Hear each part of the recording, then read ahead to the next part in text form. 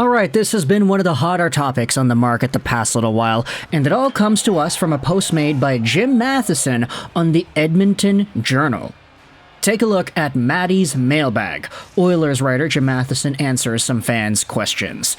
This will be linked in the description if you want to go ahead and read it, and based off of the title, based off of the thumbnail, you know the lengths we are going to go to in this commentary. We're talking about one of the best hockey players in the world, and whether or not there's another team that will move heaven and earth to try to get this guy on their team. We're talking today about the lean, mean German machine, Leon Draisaitl himself. Now, last time we had talked about Draisaitl, we made a video going over his projected price, how it was kind of talked about in the media that $15 million might be whatever number it may take to get Draisaitl to agree to a contract in the free agent market, and we talked about Ottawa, Montreal. There are a bunch of teams that could be tossed into that conversation. But I think most people, writer Jim Matheson of this article included, would pretty much guess that Draisaitl will end up just sticking around with the Oilers. I think that's a pretty fair assumption to make, but when it comes to this other team, let's go out there and read what Matheson has to say. The first question in this Oilers mailbag is, how confident are you that the Oilers re-sign at least one of Connor or Leon? Matheson says about 97%. True, Wayne Gretzky was sold to LA by Peter Pocklington, a good but complicated owner, clearly not Peter's finest hour, but I just don't see McDavid leaving under the Daryl Katz umbrella. He's a legacy Oiler like Sidney Crosby is a legacy Penguin. Katz will make Connor, whose contract ends after 2025-2026, the highest paid player in the league, up to the max of 20% AAV on the team's salary cap ceiling. That could be close to $20 million a year as the cap goes up. Next season's cap is reportedly going up to $87.7 million. By 2026, maybe it's closing in on $100 million. Now, McDavid, maybe he takes a bit of a haircut to help keep Draisaitl too, and they'll have Evan Bouchard on a rich new contract as well.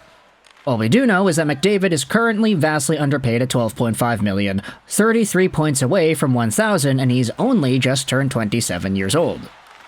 Now, pause, before we go into the other conversation, yeah, McDavid making $20 million.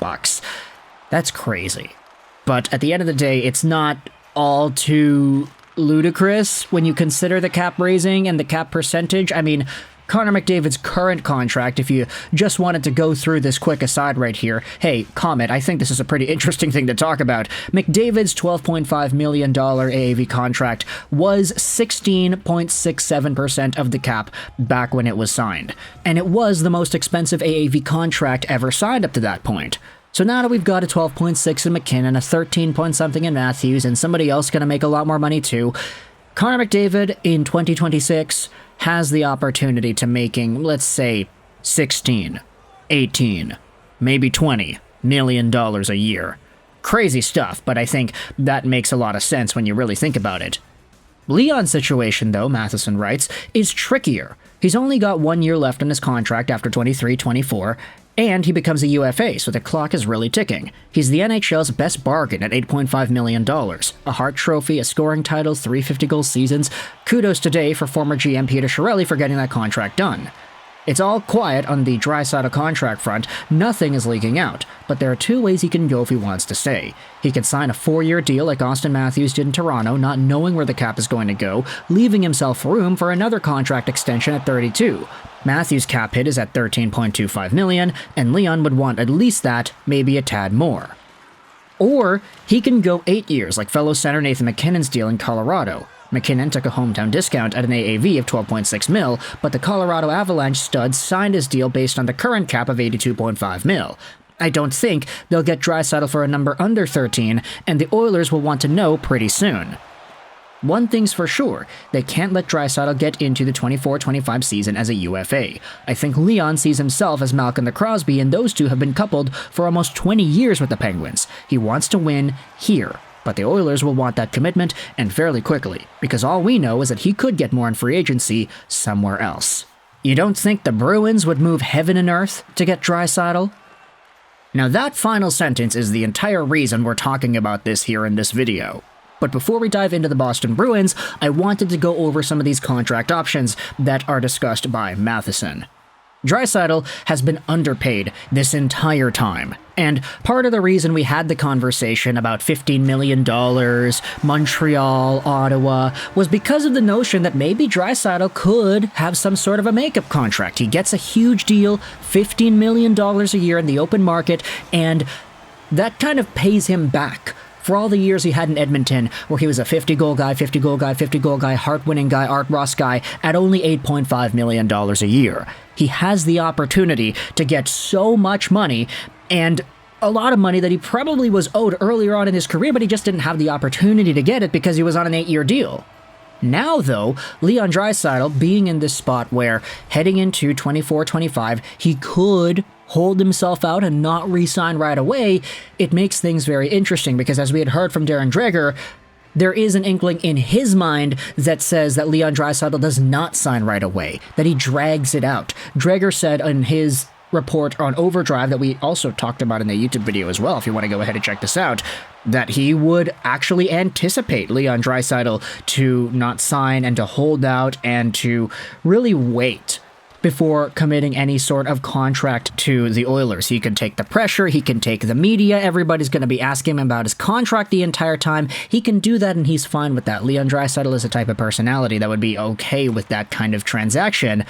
But if you're talking about potential options here, what if the Oilers are not able to re-sign Draisaitl? What if he becomes a UFA? Is it then Boston's prerogative to really make a push and trade away whatever it is they need to trade away to free up money and then get themselves Draisaitl? Maybe at $14, $13 million a year. Matheson says, based off of the cap numbers, it'd be difficult to see Draisaitl even re-signing with the Oilers at under $13 million a season. So what more if he's a free agent? Furthermore, when it comes to the Bruins, the fact that they would move potentially heaven and earth to get Draisaitl makes sense, considering that their center core right now, no disrespect to Pavel Zacha and Charlie Coyle, they have been the top two centers and one of the best teams in the NHL, but these guys are not Leon Draisaitl. So, is there an opportunity for the Boston Bruins to wait it out, see what's going on? The bees can be like a vulture, sitting on top of a tree eyeing their prey as it's stumbling and fumbling down, while the Oilers try to navigate this contract negotiation. Now, I get it, it's probably a lot more likely that Draisaitl re-signs with the Oilers instead of going to free agency, pulling a Johnny Gaudreau, and going elsewhere, but if you're a Boston Bruins team that has been reportedly interested in a top center for a long time now, ever since the departures of Bergeron and Krejci, you can't not look at the Oilers and salivate.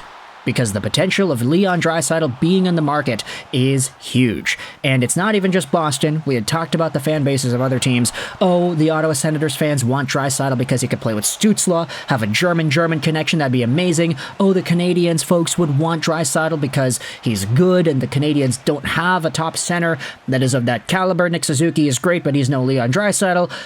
There are a lot of conversations to be had here in regards to money and free agency contracts, but I want you to let me know your thoughts in the comments section. How do you feel about the Boston Bruins moving heaven and earth to grab Leon Draisaitl? Do you think Boston is the most likely non-Edmonton team? Like, if you had to rank it, of course Edmonton is the most likely team that he sticks around with and signs a contract with, whether that is in the short-term or a longer-term capacity, a la Matthews or a la McKinnon. But if it's not Edmonton, what do you think is the most likely team? Is it Boston? Is it some other squad out there looking for a center? Where do you think Draisaitl gets the most money? Does he go to a team just to get the bag, or does he stick around with a contender like the Bees and tries to live out his career there? Let me know your thoughts in the comment section below about Leon Draisaitl and his future. I hope you enjoyed this video. 99, and bye.